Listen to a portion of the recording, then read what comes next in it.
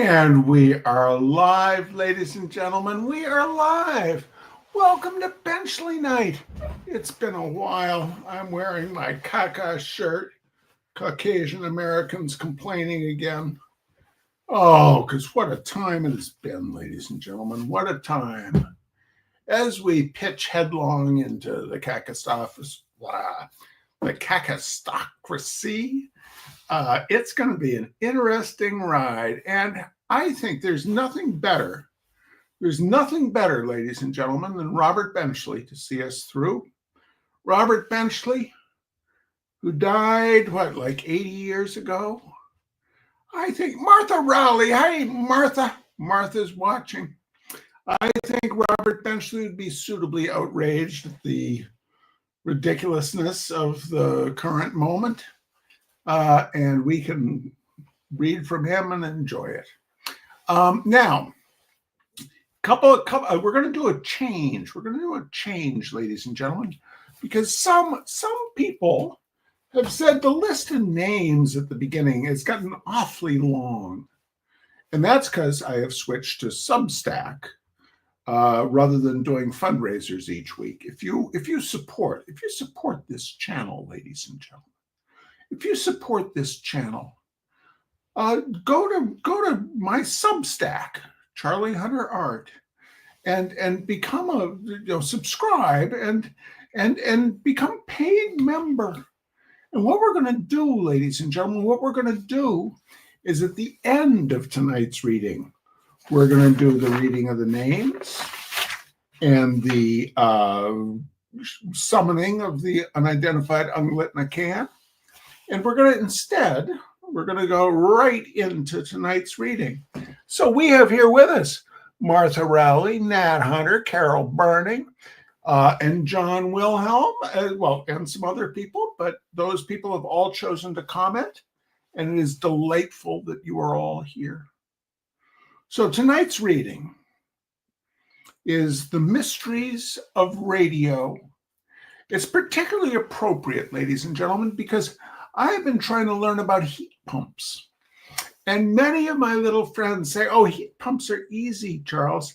They're just the same principle as refrigerators, except both directions.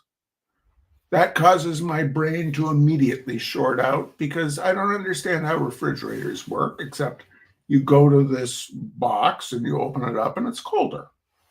I like that. But I cannot understand heat pumps. And so in that spirit of willful ignorance, The Mysteries of Radio by Robert Benchley. I would not be surprised if I knew less about radio than anyone in the world. And that is no faint praise.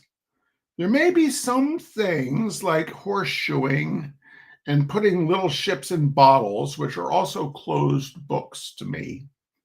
But I have the feeling if someone were to be very patient and explain the principles to me, I might be able to get the hang of those. But I do not have any such feeling about radio. A radio expert could come and live with me for 2 years and be just as kind and as gentle and as explicit as a radio expert could possibly be. And yet it would do no good. I simply never could understand it. There is no good in teasing me to try. As a matter of fact, I was still wrestling with the principle of the telephone when radio came along. It was still a long way from having mastered that. I knew I could go to a mouthpiece and say a number into it and get another number, but I was not privy to the means by which this miracle was accomplished. Finally, I gave up trying to figure it out, as the telephone company seemed to be getting along just all right without me. And it was evident from the condition of my own affairs were getting in that there were other things about which I'd much better be worrying. And then came radio to confuse me further. Of course, I know all about the fact that if you toss a stone into a pond, it will send out concentric circles which reach the shore. Everybody pulls that one when you ask them how sound is transmitted through the air. If I've been told about tossing a stone into a pond once, I've been told it 500 times. I have even gone out and done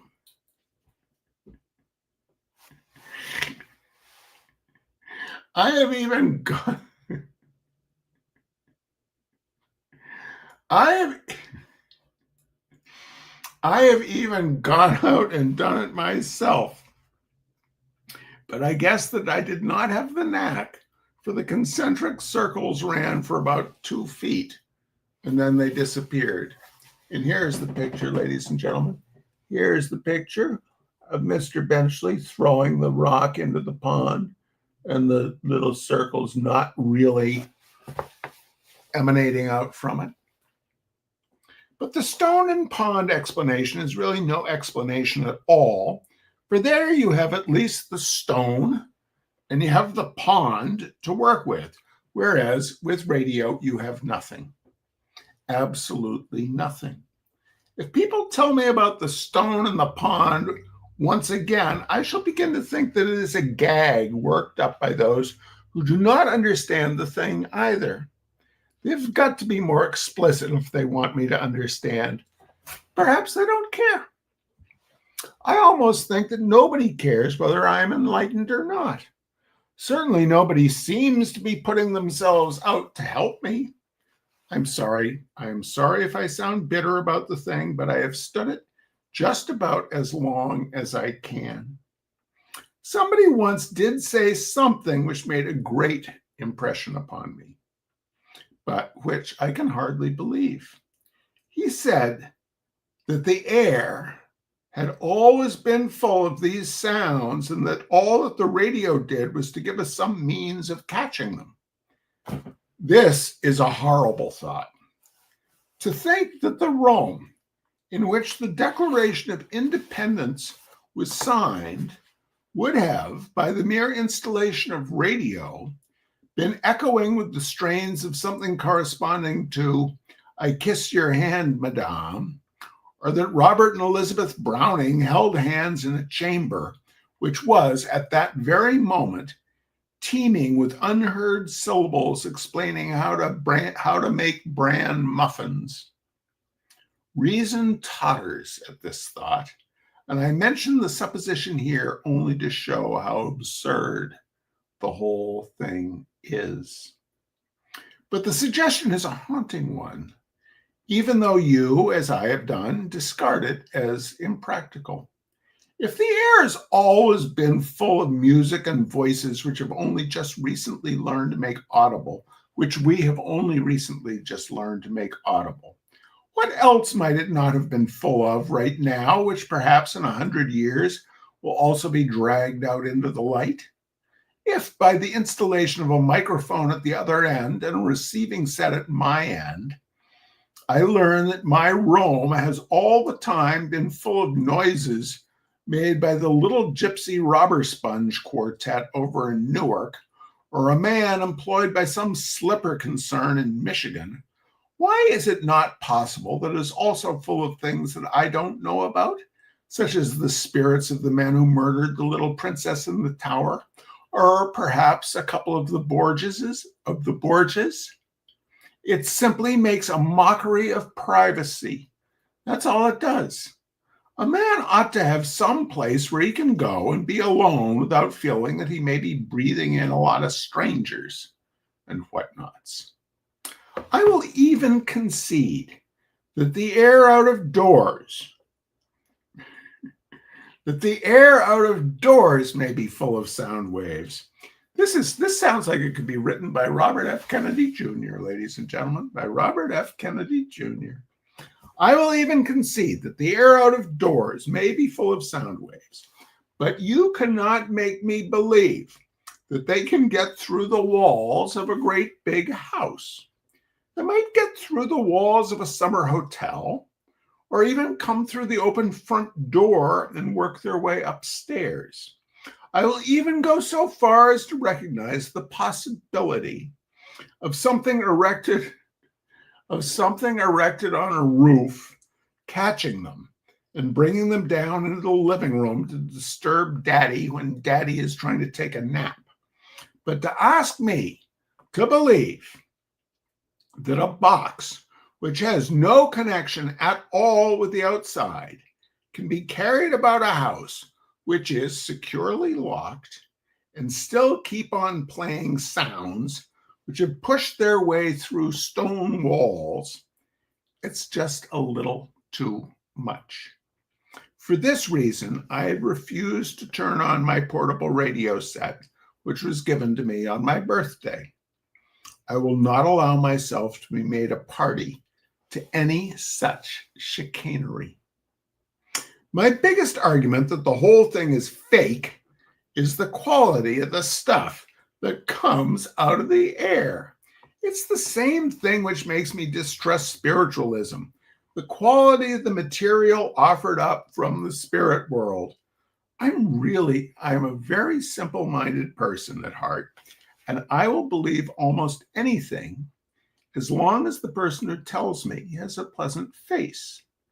I might very easily be won over to spiritualism, just as in the past I've been won over to Buddhism, osteopathy, and Swedish bread.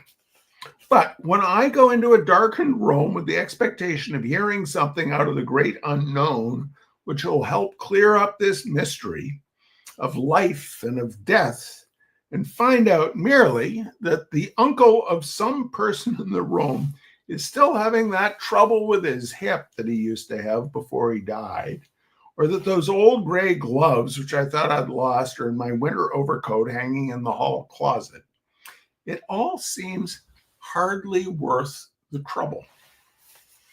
It is much the same with radio. Scientists have gone to all the trouble of rigging up apparatuses which will pull out of the air sounds which we were never able to hear before. The whole either is thrown into a turmoil, the South Pole is placed in connection with Greenland, and modern life is revolutionized by the utilization of these mysterious sound waves. And with what result?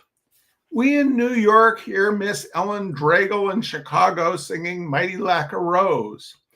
The mountain which brought forth a mouse did a good day's job in comparison. All of this, however, is probably none of my business. This also reminds me, ladies and gentlemen, of the meme which says, I have here in my pocket a device that contains all of human knowledge. I use it to argue with strangers about politics and look at videos of cats. All of this, however, is probably none of my business. I had better not sit here criticizing others for something which I could not possibly do myself. Probably that is what upsets me so, that I don't understand how it works. I have seen other people make it work, and that has more or less discouraged me. They get so unpleasant about it.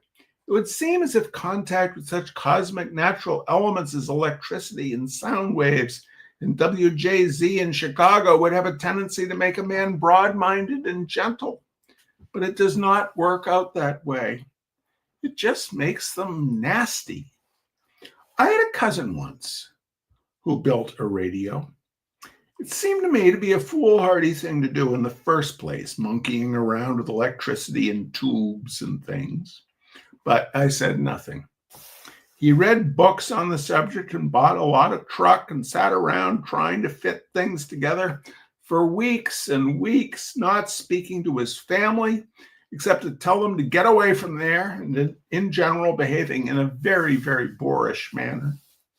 Finally, he got the thing so it would work, and he picked up some kind of concert, which was being broadcast from a station about half a mile away.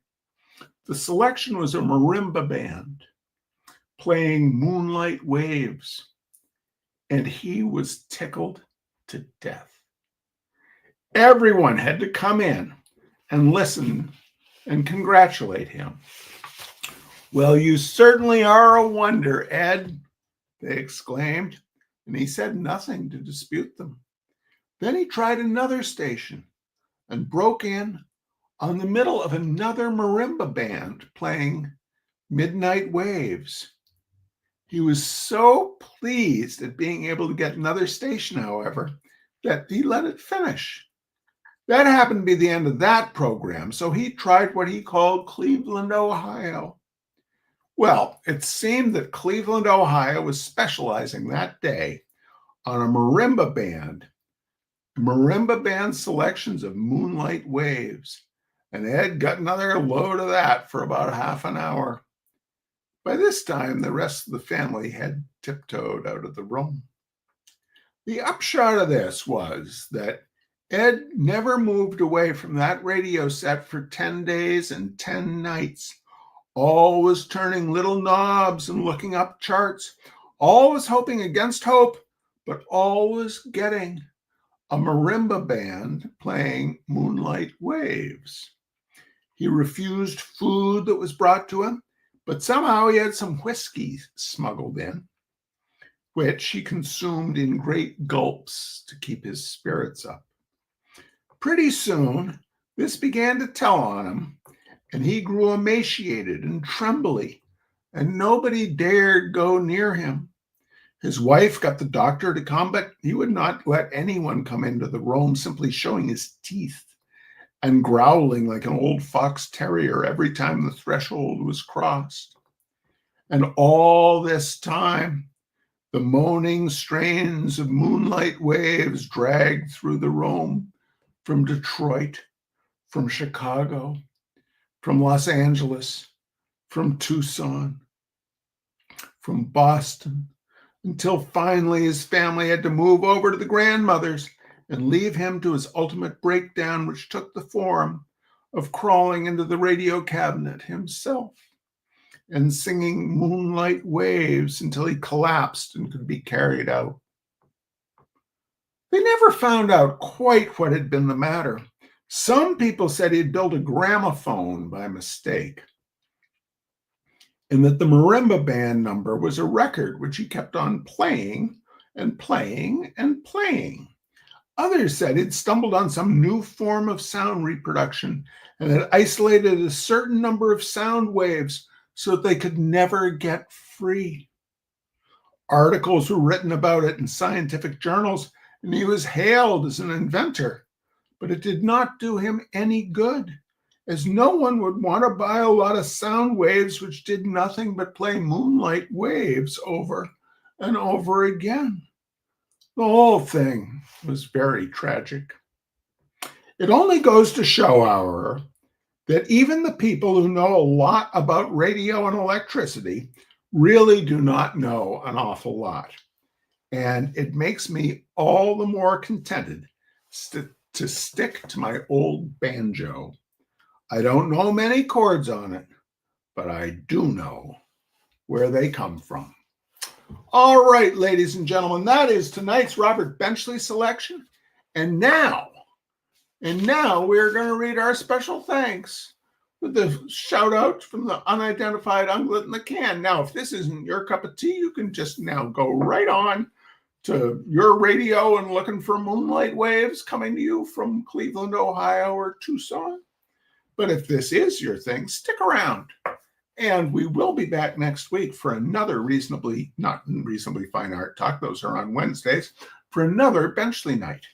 But now we want to say thank you to Carol Burning, to Kate Fry, to Rhea Bruns, to Ann Cousins, to Lizzie Grosso, to Nancy Bass, to Nancy Flanagan, to Christina Stockman, to Betsy Graham, to our good friend and great artist, Catherine Fisher, to Nanny Radzik, to Deborah Lovett, to Susan McNeil, to Marlon Gibson, to Terry Widener, to MJ Brush, to Jean Fry, to Helen Sixek, to Sonia, supposedly, Sonia Jackson, to Martha Rowley in Saxton's River, Vermont,